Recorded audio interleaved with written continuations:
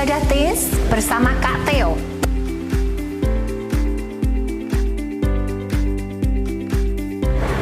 Dan di hari Minggu jam 10 pagi, jangan lupa ibadah kita di Centraland bersama Pastor Stephen Deep yang disertai dengan ibadah sekolah minggu.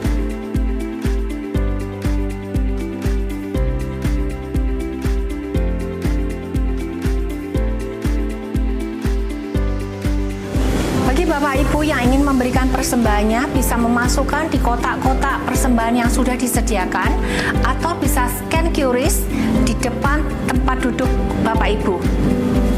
Bapak Ibu bisa mengikuti sosial media gereja kami yang berada di bawah ini. Dan jika ingin ada pertanyaan seputar gereja, bisa menghubungi WA hotline kami.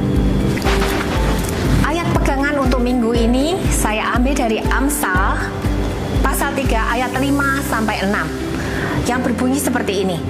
Percayalah kepada Tuhan dengan segenap hatimu dan janganlah bersandar pada pengertianmu sendiri.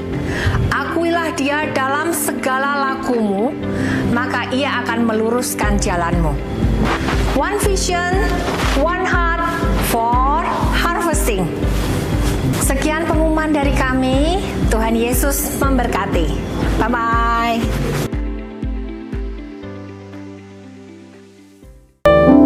Menyenangkanmu dimanapun dan kapanpun dalam segala perkara. Menyenangkanmu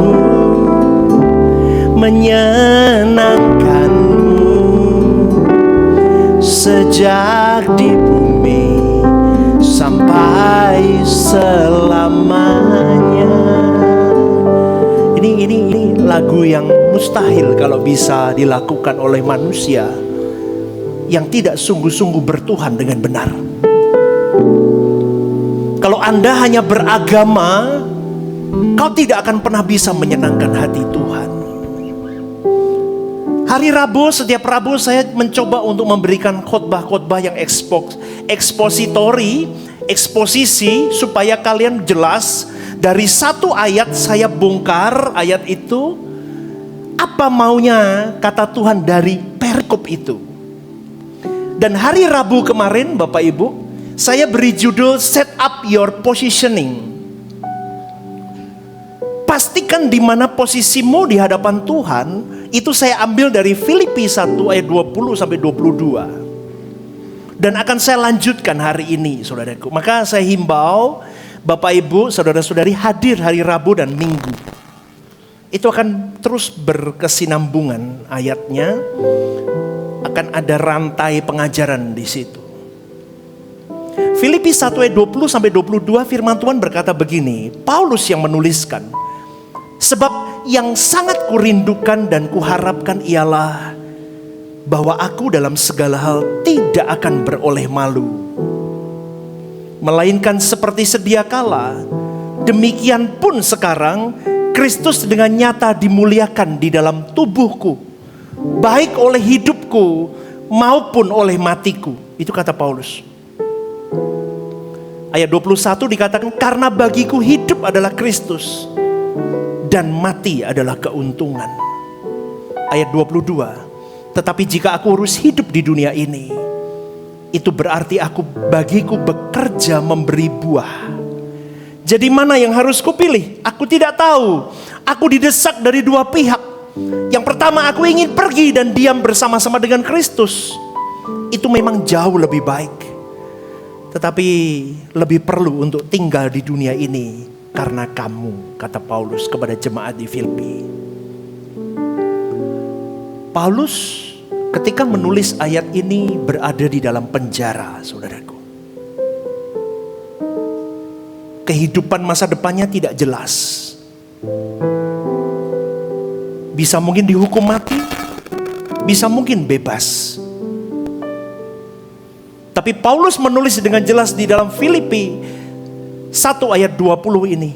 Kristus dengan nyata dimuliakan di dalam tubuhku, baik oleh hidupku maupun oleh matiku.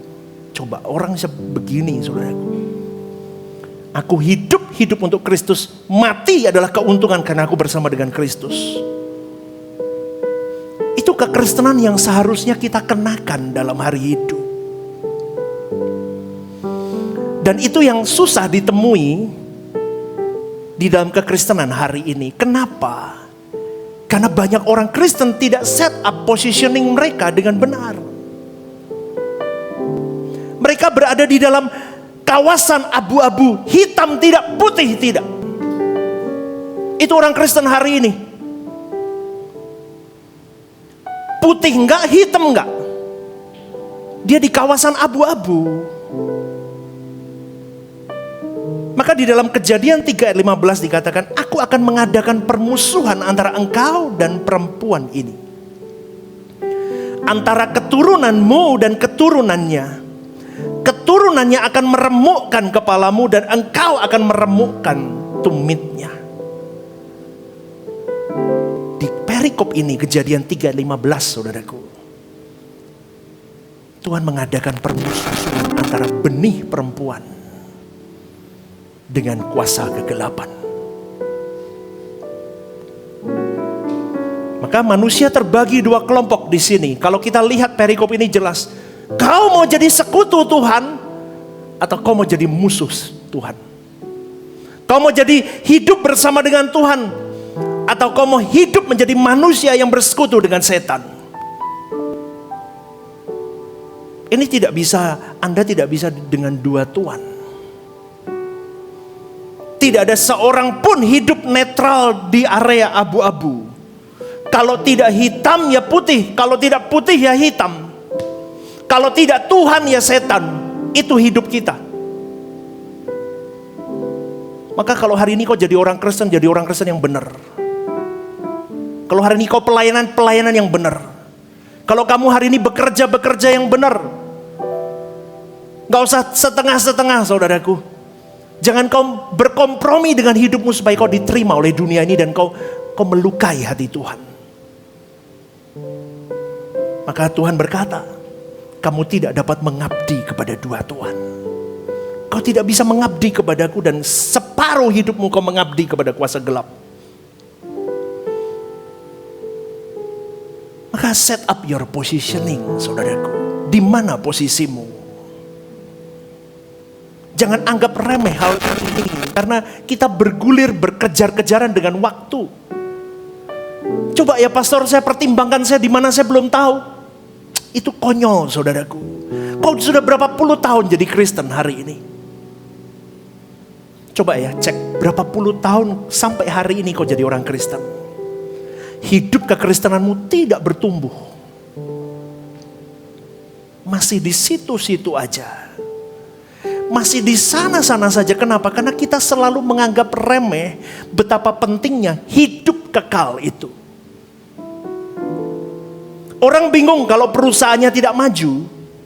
10 tahun yang lalu masih punya bisnis, small business. Hari ini 10 tahun kemudian masih sama. Bingung orang bagaimana upgrade my business.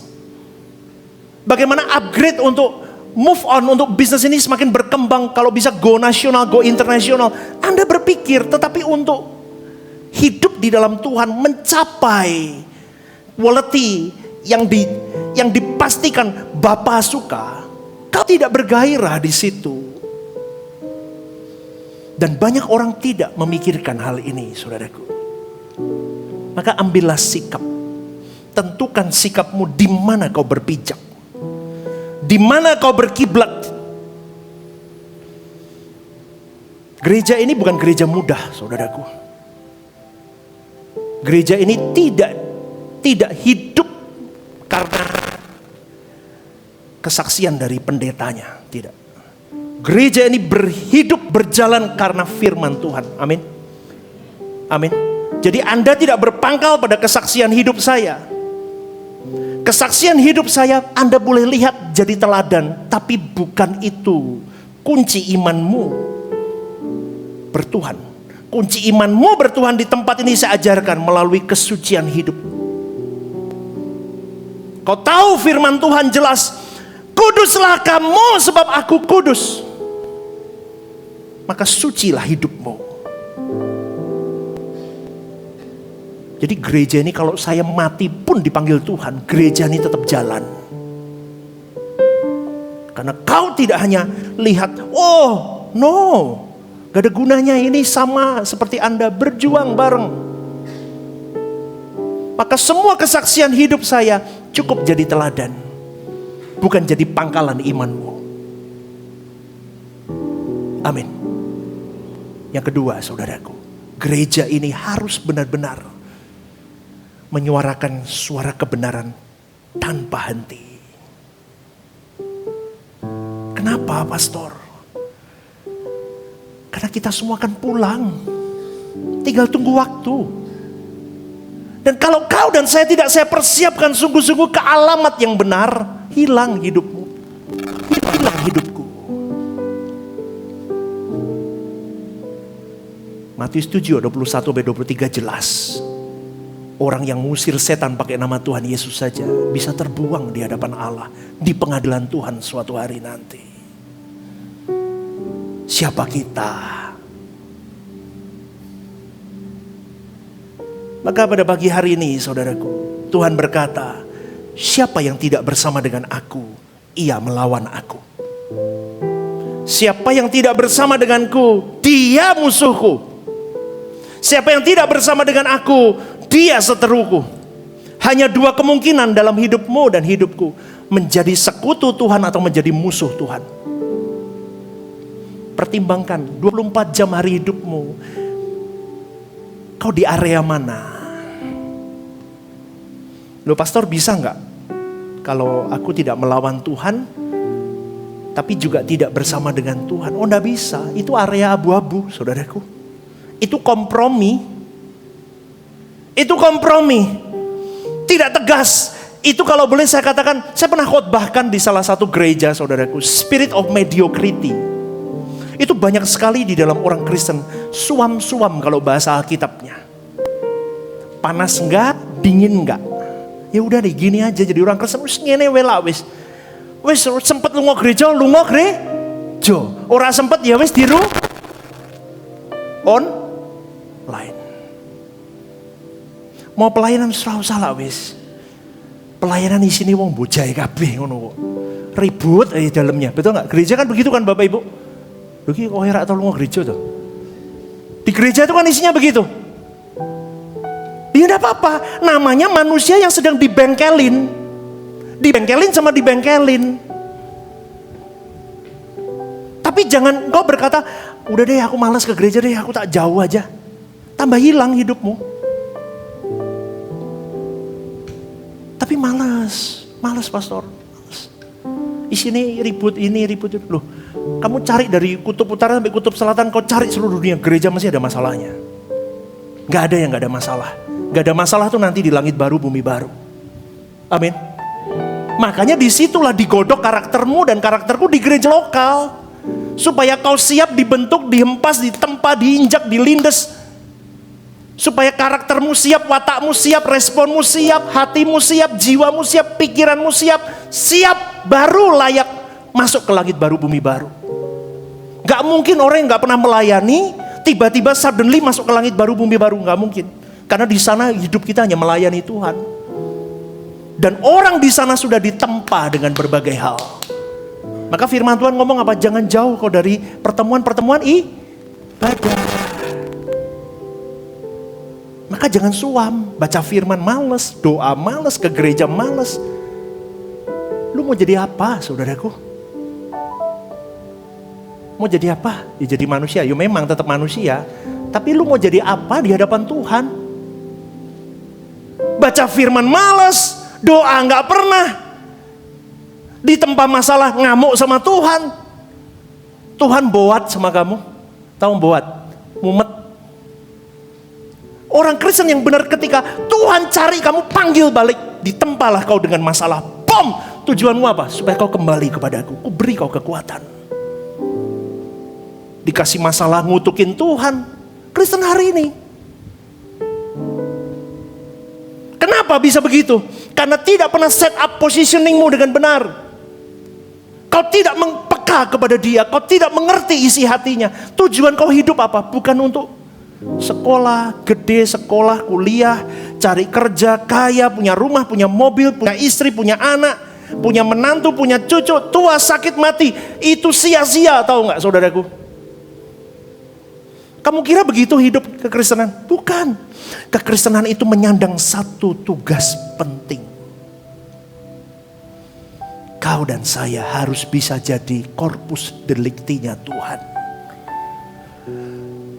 Ketika Adam gagal, Yesus datang dan Yesus berhasil menjadi corpus delicti. Artinya apa?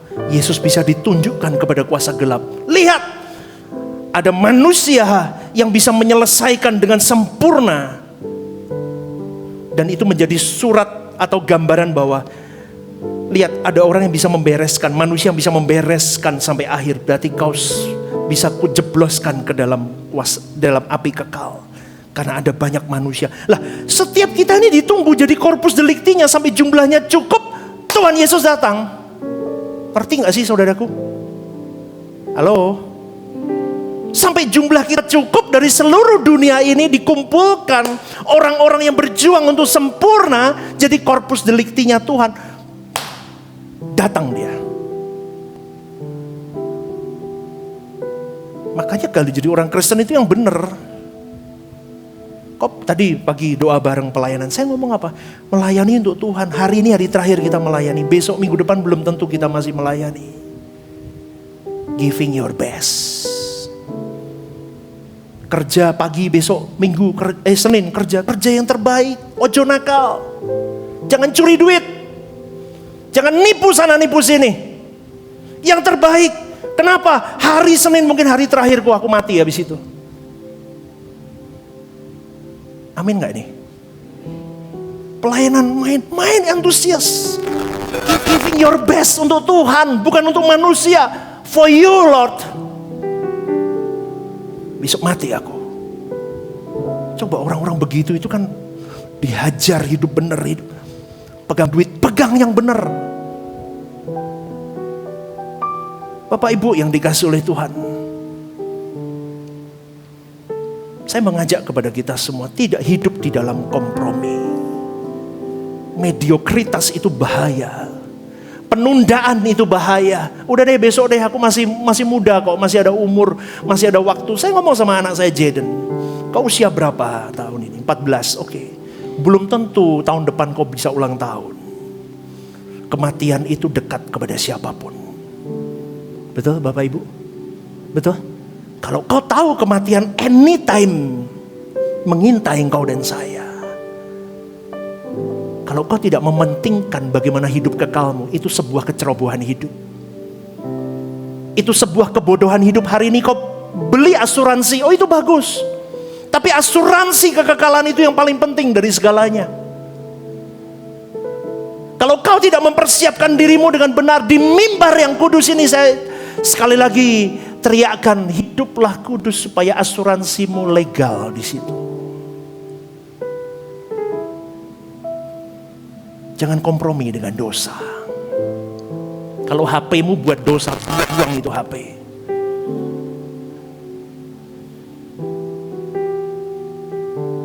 Pastor keras, pastor. Ya memang harus begitu. Ini yang wajar kok di hadapan Tuhan. Karena Tuhan sendiri berkata, kalau kau suam, ku muntahkan kau.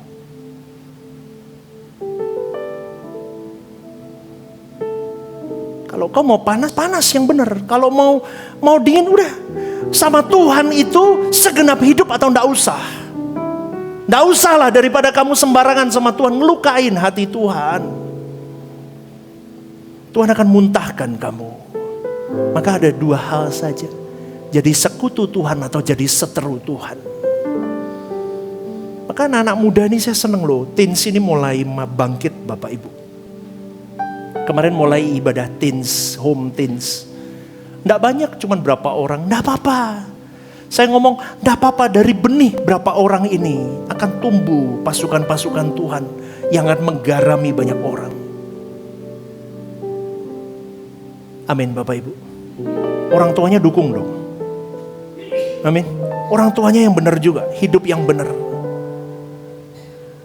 Pertanyaan selanjutnya begini, apa sih ukuran bersama dengan Tuhan itu? Atau apa sih ukurannya aku bersekutu dengan Tuhan, menjadi sekutunya Tuhan itu apa, pastor? Apakah dengan aku ke gereja? Gini saudaraku, kita sepakat dulu bahwa semua orang yang ke gereja tidak semuanya sepikiran dengan Tuhan. Setuju ya? Setuju ya? Semua orang yang duduk di tempat ini pun tidak semuanya sepikiran dengan Tuhan. Tidak semua aktivis sepikiran dengan Tuhan.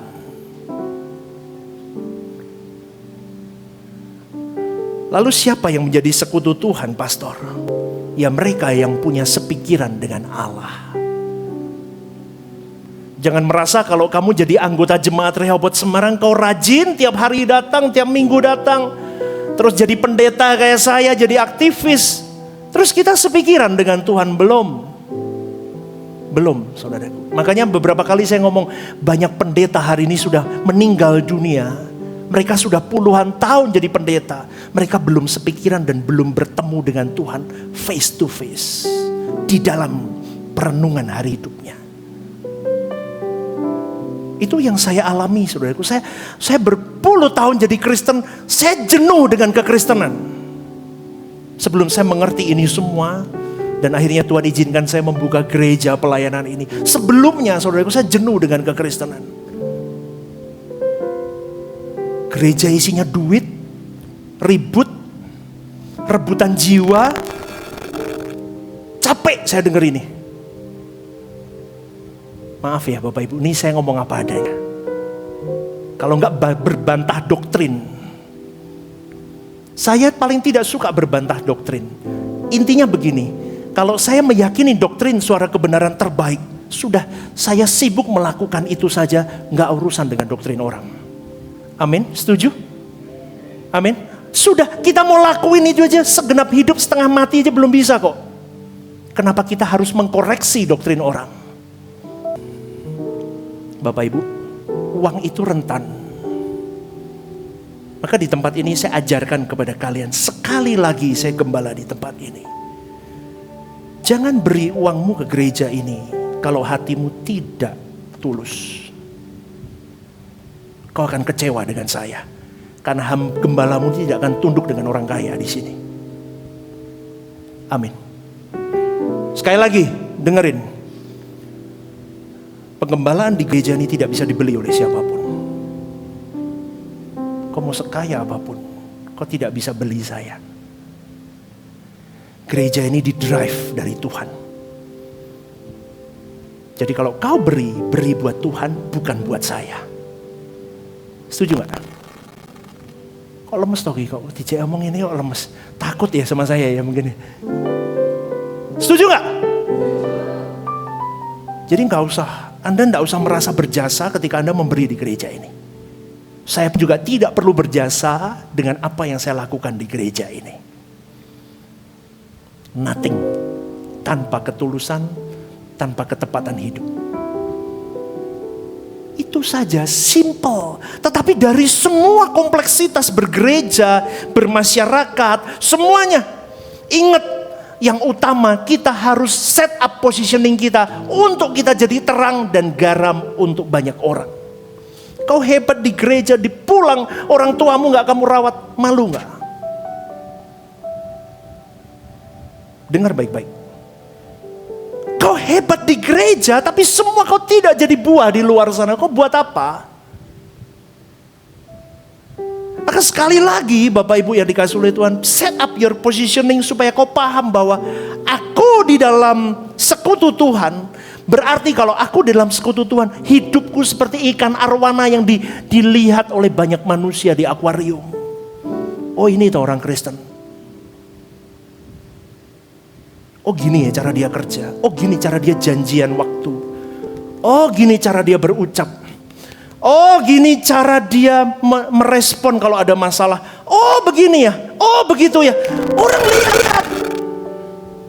Ketika hidupmu diinjak dengan masalah, bom, responmu orang Orang di luar sana mau lihat seperti apa responnya seorang yang menjadi pengikut Kristus. Coba cara pegang duit gimana? Tak lihat. Ketika ada temptation, ada cobaan, bisa nih nota digelapin nih. Dimainin bisa nih. Cuan ini lumayan ini. Coba. Berani gak kau berkata, hidup bagiku adalah Kris? Berani gak? Tapi lumayan 500 juta pastor. Nanti uangnya aku sumbangin gereja, gak perlu uang begitu. Tapi lumayan. Kopek tiaw. Kalau 5 juta masih bisa Anda buang. 500 juta Anda mikir gak? Cuan, bocuan. Cuan, bocuan. Aduh, eman-eman toh. Zaman sekarang gopek tiaw lumayan Bapak Ibu. Tapi orang Kristen berani gak kau berkata, aku ada di barisan Tuhan? No. Susah Bapak Ibu, ikut Tuhan memang begini. Sepikiran dengan Dia. Sepikiran dengan siapa? Dengan Yesus. Kenapa? Supaya pikiranmu, perasaanmu seperti Yesus. Kenapa? Karena Yesus yang sudah dilegalize, disetujui oleh Bapa. Kualitasnya aku mau seperti Yesus. Maka kita harus berjuang. Sepikiran, seperasaan sama Yesus. Aku lakuin ini lukain hati Bapakku gak ya?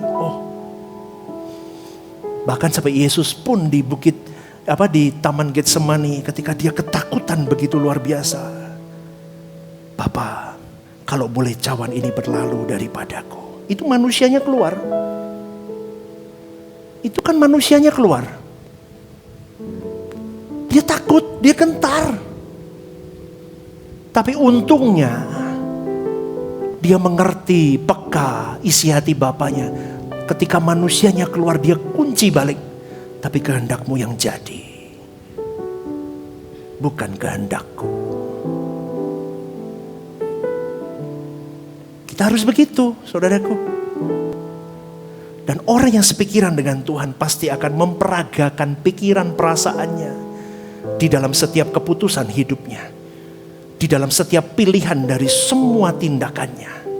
Dia akan berhati-hati. Bukan orang yang emosi. Wah, gak urusan Tuhan-Tuhanan udah. Aku emosi hari ini. Ya, sini berantem sama aku. Semakin kita ketemu dengan orang-orang antik yang mempersulit. Disitulah kau sedang bagaikan bejana yang siap dibentuk. Dibentuk sama Tuhan. Ketemu orang-orang yang antik, yang aneh. Yang gak bener responnya. Tapi Tuhan mau berkata, kalau kau sekutu denganku, pikiranmu, perasaanmu harus sama dengan putra tunggalku. Kau harus benar-benar hati-hati dengan responmu, dengan tindakanmu. Sederhana dibicarakan, sulit dilakukan. Terus supaya bisa melakukan gimana pastor? Punya waktu sama Tuhan. 30 menit paling enggak duduk di kamar doamu dan kau bertemu Dia pribadi.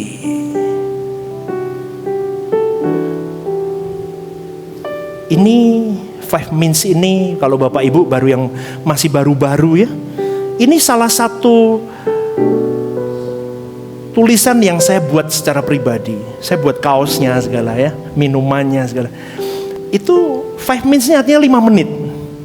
Saya dulu sama, ketika dulu saya belum jadi pendeta Bapak Ibu, bahkan jadi pendeta pun dulu. Saya bingung dengan banyak pendeta yang berkhotbah. Saya 2 jam di kamar doa. Saya 5 menit aja gak bisa di kamar doa. Kepala saya kemana-mana, terbang.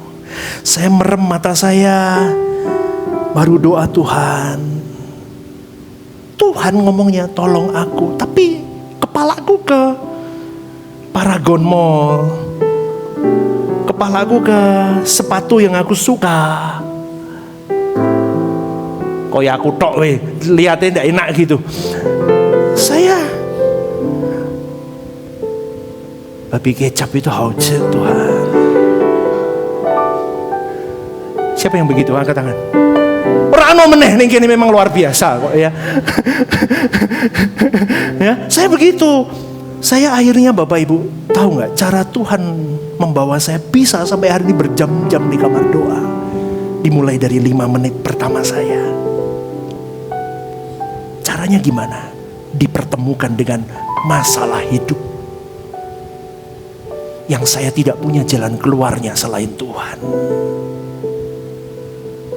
Apalagi laki-laki muda punya kapasitas mesti sombong. Apalagi punya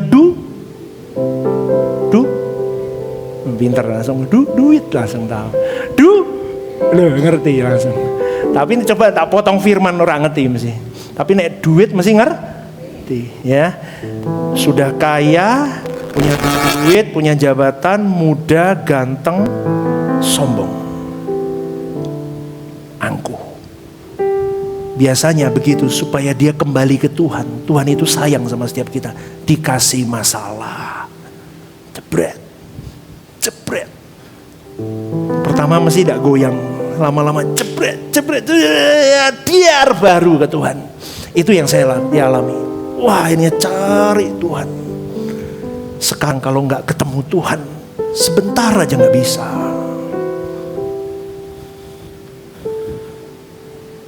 Engkau gairah hidupku, satu-satunya ya Bapa. Itu lagu yang bagus Bapak Ibu. Kita sampai di satu titik, Kaulah gairah hidupku Tuhan.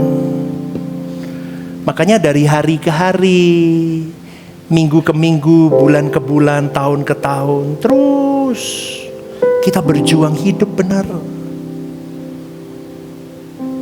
Dari saat ke saat terus belajar untuk mengenal hati Tuhan. Maka kebenaran-kebenaran begini memang tidak enak, saudaraku. Saya tahu kok. Makanya pertumbuhan jemaat di tempat ini tidak mudah. Karena dengerin, wah khotbahnya keras. Lu tak kerasi wirak berubah.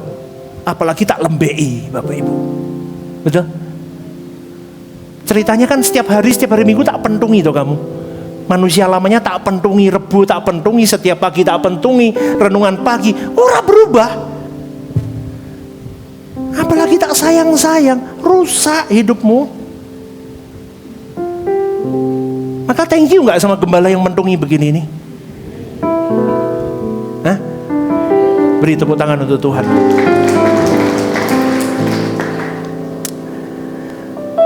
Bapak Ibu, hari ke hari kita nambah pengertian akan kebenaran yang benar. Maka lewat pengajaran begini Anda mulai cerdas.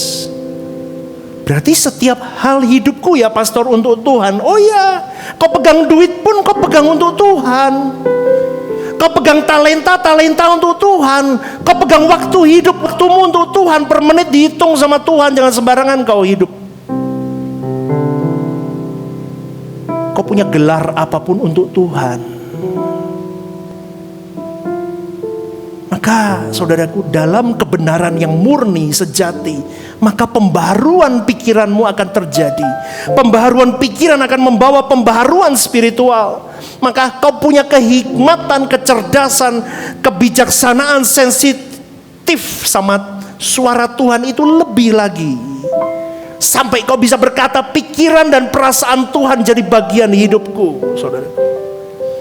Maka setiap tindakan, keputusan, pilihan hidup kita, semua itu merupakan peragaan pikiran Kristus.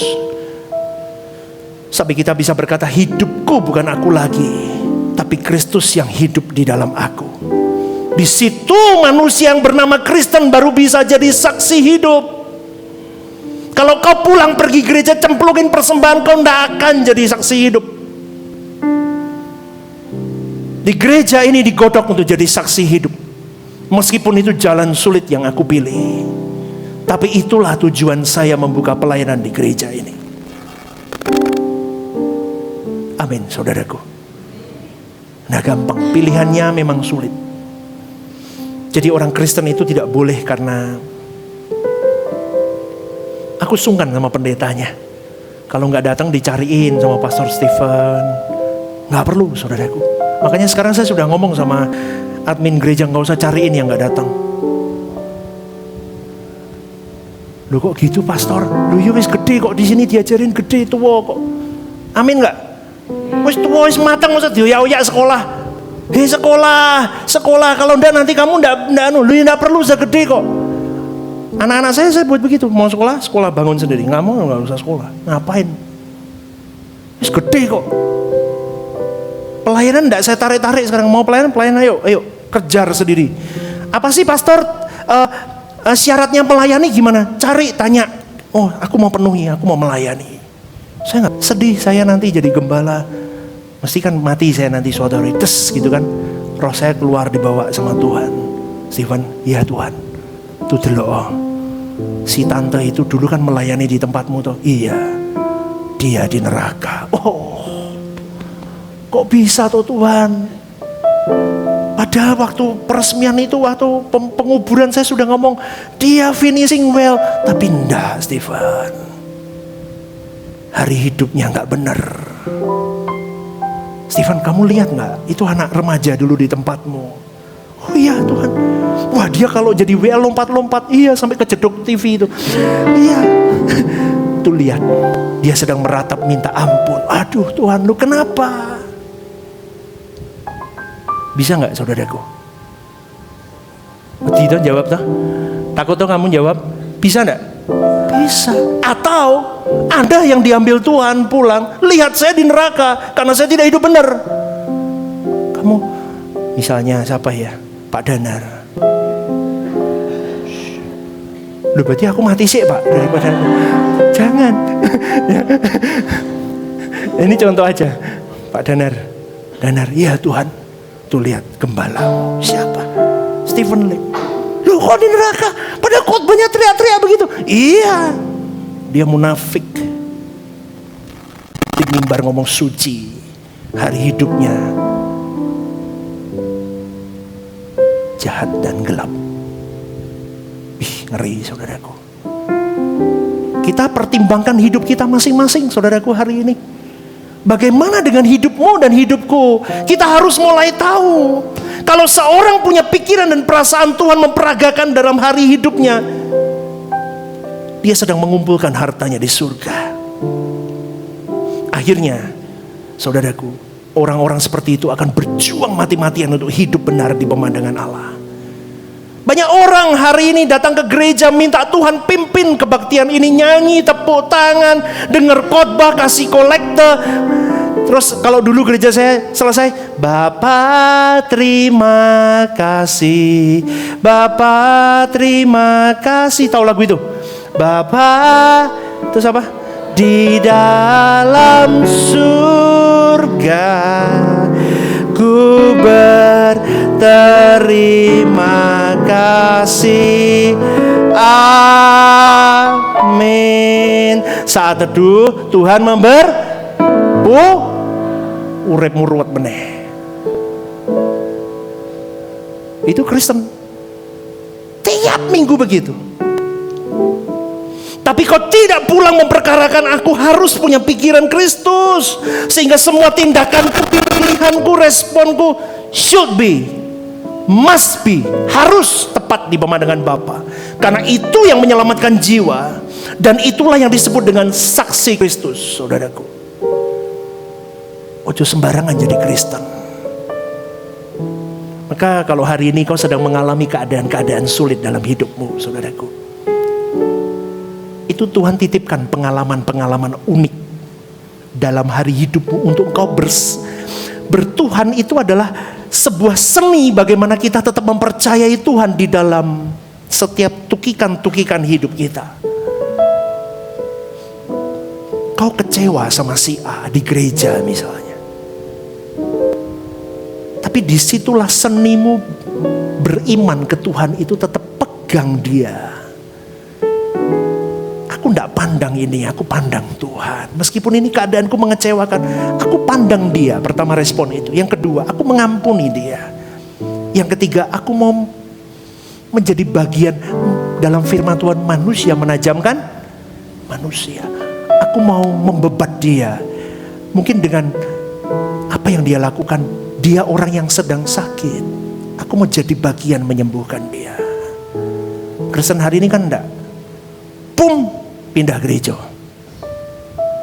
Betul? Alah, koyo ora tau pindah gereja aja loh. Puk, pindah gereja. Puk, keluar. Kau tidak pernah ditajamkan pikiran dan perasaan Kristus ketika masalah datang. Pop, sulit. Kelihatannya gak ada jalan keluar. Tapi itulah momen di mana engkau sedang memilih untuk sepikiran dan seperasaan dengan Tuhan. Gimana ya? Aku harus mengolah ini, minta hikmat Tuhan. Tekukan-tekukan masalahmu. Ketika ekonomimu sulit, jangan jadi Kristen murah. Tuhan berkati aku, itu kelas rendah, saudaraku. Itu kelas rendah. Sulit hidupku, ekonomiku. Minta sama Tuhan apa? Jangan minta kemudahan dulu. Tuhan, taruh aku hikmatmu. Apa yang salah dari selama ini perencanaan keuanganku, pekerjaanku? Ngerti gak saudaraku? Ngerti gak saudaraku? Kristen itu begitu belajar. Apa yang salah? Aku minta ampun Tuhan, taruh aku hikmat. Mana yang harus kutata ulang? Gaji UMR tiap hari jajan luar, yuk mati Bapak Ibu. Betul gak? Betul gak? Gaji UMR kau beli iPhone 17, ya bunuh diri namanya. Betul gak? Hikmat penting. Mana bagian bocor saya? Maka disitulah dibutuhkan kepekaan di dalam Tuhan. Set up your positioning. Kau mau serupa seperti apa? Seperti Kristus. Serupa seperti Kristus berarti kau harus ditampilkan untuk orang banyak. Bijaksana jadi orang Kristen. Pendapatanmu berapa? Oh, UMR, oke. Set up. Sesuaikan dengan kemampuanmu. Jangan ikuti arus dunia. Gak punya iPhone tidak membawamu bermasalah dengan keselamatan, saudaraku. Tetapi kalau kau tidak bisa menghitung setiap rupiahmu dengan benar, kau berurusan dengan keselamatanmu karena iPhone itu. Paham gak ini? Hati-hati dengan hidup. Gak perlu gengsi hidup. Maka saya katakan sekali lagi, kekristenan itu lebih kepada bagaimana memperagakan Kristus.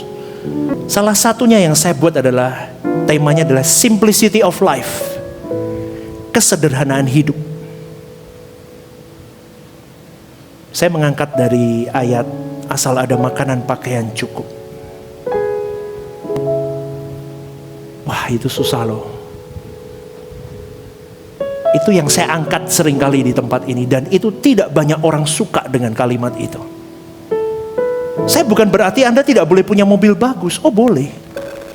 Tidak boleh punya rumah bagus. Enggak, bukan begitu. Tapi simplicity of life itu lebih kepada bagaimana engkau menanggulangi semua nafsu dirimu. Karena manusia itu pada dasarnya adalah greedy, rakus. Tetapi bagaimana engkau menangani, menghandle semua hal dalam dirimu untuk kau berkata cukup.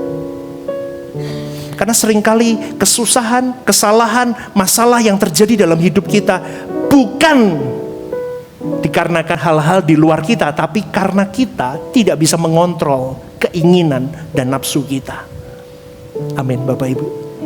Maka hari ini set up your positioning. Jadilah Kristen yang benar. Jadilah Kristen yang dewasa. Jadilah Kristen yang benar-benar memperkarakan bahwa aku hidup seperti seekor arwana di akuarium yang bisa dilihat dari siapa dulu? Dari keluargamu dulu. Hari ini seekor arwana yang bernama Stephen Lim dilihat oleh anak-anak dan istriku dulu. Khotbah di mimbar sama pulang di rumah sama gak? Betul? Pak Hermawan dilihat itu sama Bu Ida sama anak-anaknya. Tenan ndak toh ki? Papa ki menino ngene gereja angkat-angkat tangan nangis-nangis, tapi tenan ndak ya? Mesti kan begitu. Anaknya akan menilai, istrinya akan menilai. Setelah itu keluarga besarnya, keluarga rohaninya, dia akan lihat luar di luar sana lihat. Maka Bapak Ibu, hati-hati dengan hidupmu. Siapa yang mau jadi sekutu Tuhan, angkat tangan. Loh, ini angkat tangan nih sekarang, tadi kok enggak mau. Tadi saya tanya apa ya enggak mau angkat tangannya? Oh ya, siapa yang nyalip-nyalip marah-marah angkat tangan? Rano, luar biasa. Siapa yang tiap hari bisa mengontrol emosinya dengan baik di dalam Tuhan, angkat tangan? Duh, kok ya Rano enggak punya tangan mereka? Siapa yang mau jadi sekutu Tuhan, angkat tangan? Berikan tepuk tangan untuk Tuhan. Yuk, bangkit berdiri yuk.